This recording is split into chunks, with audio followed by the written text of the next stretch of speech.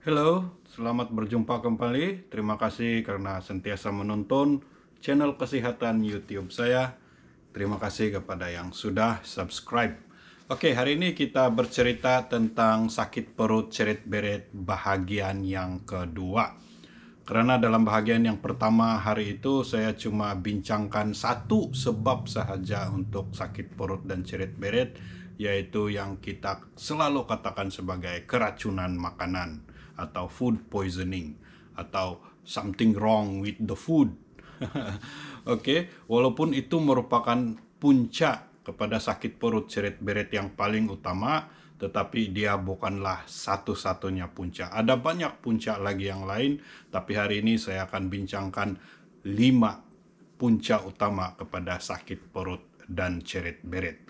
Nah, diharapkan bila kita tahu 5 puncak utama ini, maka kita pun dapat menangani sakit perut dan ceret-beret ini dengan lebih berkesan. Tidaklah terlampau tertanya-tanya kalau sakit perut dan ceret-beret, dan mudahlah kita berpikir supaya kita dapat tahu apakah puncaknya, supaya lain kali kita dapat elakkan yang menjadi puncak kepada ceret-beret dan sakit perut itu. Yang pertama, sudah saya katakan, adalah food poisoning ataupun makanan yang tidak bagus, makanan yang tercemar, makanan yang ada racun, makanan yang ada toksin, ataupun makanan yang ada kuman. Oke, dan makanan ini tidak semestinya makanan yang kita makan di luar saja, tidak semestinya kita makan di restoran atau kedai makan atau menghadiri majelis-majelis keramaian, menghadiri kawin, barulah kita kena ini, kita bilang keracunan makanan.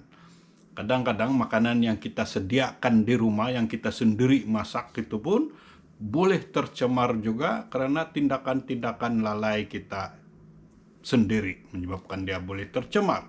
Contohnya senang saja, suduk yang kita guna untuk menggaul, mengacau atau menyediakan makanan, mungkin tidak sengaja kita terletak dekat dengan ikan yang masih mentah contohnya. Nah, ikan yang masih mentah itu masih ada kumannya, belum dimasak.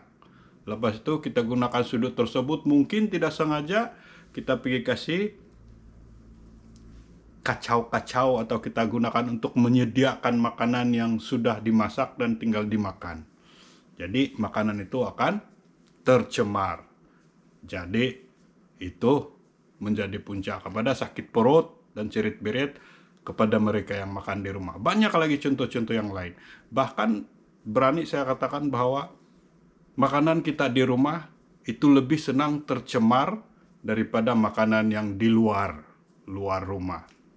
Karena yang di luar rumah itu diorang ada pengawasan, diorang ada enforcement, ada supervisor, ada peraturan-peraturan yang mereka harus patuhi untuk menyediakan makanan di luar. Tetapi kalau di rumah, main hantam saja kita bilang. Jadi kadang-kadang makanan yang kita sediakan di rumah itu lebih mudah tercemar dan mau perlu hati-hati. Oke, dan makanan yang tercemar ini juga tidak semestinya makanan yang kita jarang-jarang makan. Kadang-kadang bila saya tanya kepada pesakit, apa makanan yang kau makan sebelum kau kena ceret-beret? Dia bilang, tiada juga apa-apa saya makan dokter, yang biasa saja saya makan nasi, ayam, sayur. Iyalah, tidak kira lah makan itu kau biasa makan, tidak, kalau dia tercemar, dia akan tetap tercemar dan menyebabkan sakit perut dan ceret-beret. Dan selalunya makanan yang kita makan yang tercemar itu dalam sekitar 2 hingga 4 jam yang lalu. Nah, artinya kalau kita sakit perut ceret-beret sekarang, makanan yang kita makan yang tercemar itu mungkin kita baru makan sekitar 4 jam hingga 2 jam yang lalu. Oke, tidak payahlah kau pikir yang kemarin lagi atau kau pikir yang 2-3 hari yang lalu lagi itu makanan, karena kalau sudah lama kemungkinan besar sudah terkeluar itu racun atau sudah terneutralize itu racun di dalam badan. Tetapi yang menyebabkan sakit perut dan ceret-beret adalah yang baru kita makan sekitar 2 hingga 4 jam yang lalu. Oke, so itu yang pertama, makanan yang tercemar. Yang kedua adalah jangkitan kuman. Nah, jangkitan kuman sendiri di dalam perut, di dalam usus boleh menyebabkan cerit-berit. Dari manakah kuman tersebut? Sekali lagi, dia boleh datang dari makanan, dia boleh datang dari minuman yang tercemar. Tetapi dia boleh juga berlaku melalui kuman yang sedia ada di dalam perut yang tidak seimbang. Nah, dalam perut kita ini ada kuman yang baik, ada kuman yang tidak baik. Kuman yang baik itu dia kasih lawan kepada kuman yang tidak baik. Bila ada ketidakseimbangan, kuman yang tidak baik ini lebih banyak daripada yang baik, maka jadilah masalah, salah satunya cerit-berit dan sakit perut. Banyak puncak jangkitan kuman yang lain, contohnya daripada darah. Darah ada kuman, darah itu mengalir ke salur perut, ke salur usus, dan usus pun ada kuman juga, terkena itu kuman dia juga, maka jangkitan kuman lah. Oke, sejangkitan kuman boleh menyebabkan sakit perut dan cerit-berit dan perlu dirawat segera dengan antibiotik oleh dokter. Selalunya jangkitan kuman yang berlaku di usus akan menyebabkan pesakit tersebut ada demam juga lah. Jadi kalau ada demam, ada sakit perut, ada cerit-berit, kadang-kadang dokter akan mulai berpikir sama ada mau kena perlu bagi antibiotik atau tidak. Contoh jangkitan kuman yang sangat bahaya cerit-berit ini adalah penyakit kolera.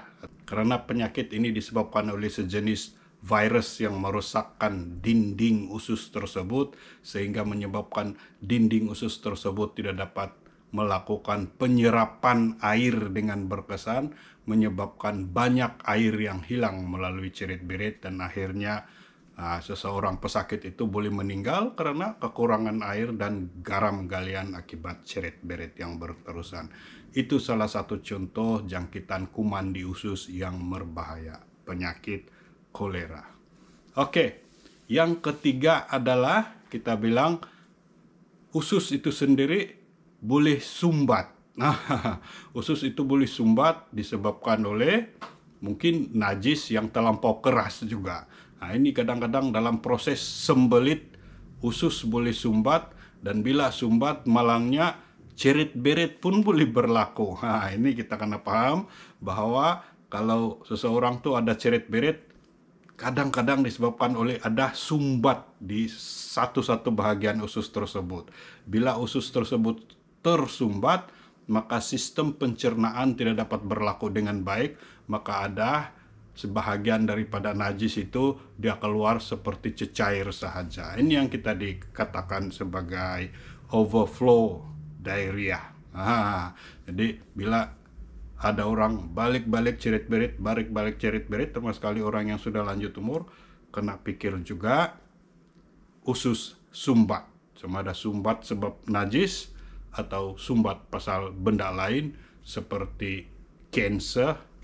Oke, seterusnya yang keempat adalah usus yang disebabkan oleh gangguan bekalan darah ataupun gangguan salur darah ke usus tersebut. Kalau usus tersebut kurang bekalan darah, dia boleh juga menjadi cerit-berit.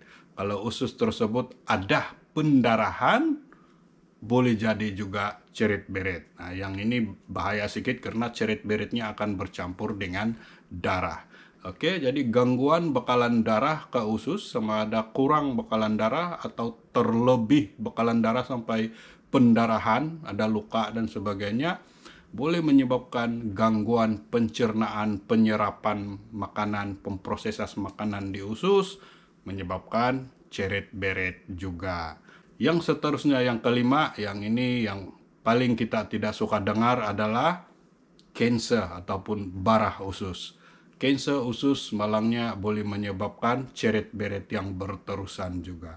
Nah, ini kalau cerit-berit asik, cerit-berit kita bagi makan obat cerit-berit juga sampai 2-3 minggu cerit-berit sejak tidak pandai sembuh, walau kita sudah rawat, kita sudah bagi obat bermacam-macam, mesti mau pikir sudah pasal kanker, termasuk sekali bagi mereka yang sudah berumur 40 tahun, 50 tahun ke atas. Oke.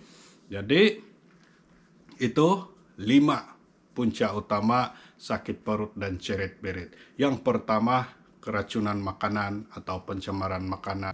Yang kedua, disebabkan oleh jangkitan kuman di usus, menyebabkan sakit perut dan ceret-beret. Yang ketiga, disebabkan oleh sumbat. Usus yang sumbat boleh menyebabkan terganggunya penyerapan di dalam usus, menyebabkan sakit perut dan ceret-beret.